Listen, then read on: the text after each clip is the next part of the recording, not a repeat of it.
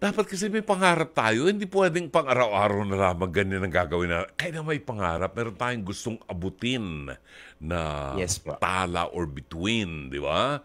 Para Yes po, yes po. ma-challenge tayo. Pakinggan natin, Yes ladies po. and gentlemen, Lance Abellion, ang ating spoken word artist.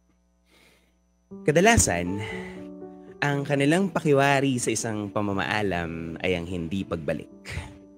Iniisip na ito ay katapusan ng isang magandang kabanata. Marahil sa iba, ang pamamaalam ay ang biglaang paglaho sa isang lugar na minsan mong minahal, ngunit para ikaw ay mamunga, matatagpuan mo ang iyong sarili na naglalaboy sa iba't ibang lugar na nakatakda kang manatili upang ikaw ay mapabuti. Ngunit ang paglisan ay hindi palating isang paalam. Minsan, ang paglisan ay ang pagpiling mamunga na maging panatag ka sa iyong sarili, na gusto mo makita ang daigdig at mundo na puno ng mga posibilidad, at matatantaw mo na minsan ang pag-iisa at pagiging malaya ay isang napakagandang paglalayag.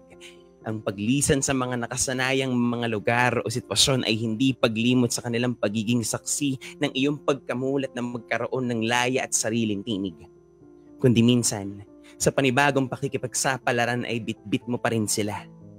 Hindi lahat ng paglisan ay pamamaalam. Sa buhay, lahat tayo ay hindi nakatakdang manatili lamang sa isang lugar o kabanata. Lahat tayo ay kailangang umusad. Lahat tayo ay nakatakdang lumago, magtagumpay at magpatuloy.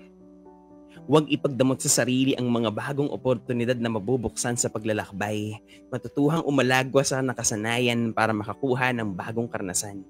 Sa halip, baunin mo sila, gawing solo na magiging sandata mo sa patuloy mong paglalakad. Mahaba-haba pang daan ang iyong lalakbayin. Gawin mo itong sandali na maitatala mong bahagi ng sarili mong kasaysayan. Nagpapaalala na minsan, nariyan lamang sila. Magpapaalalang muling balikan ang ating mga bakit. Muling sagutin ang mga tanong na paano at ano. At saan. At malalaman mong hindi sila isang alaala na malilimutan, kundi isang bakas ng ating nakaraan na tutulungan tayong harapin ang bagong bukas na nag-aabang.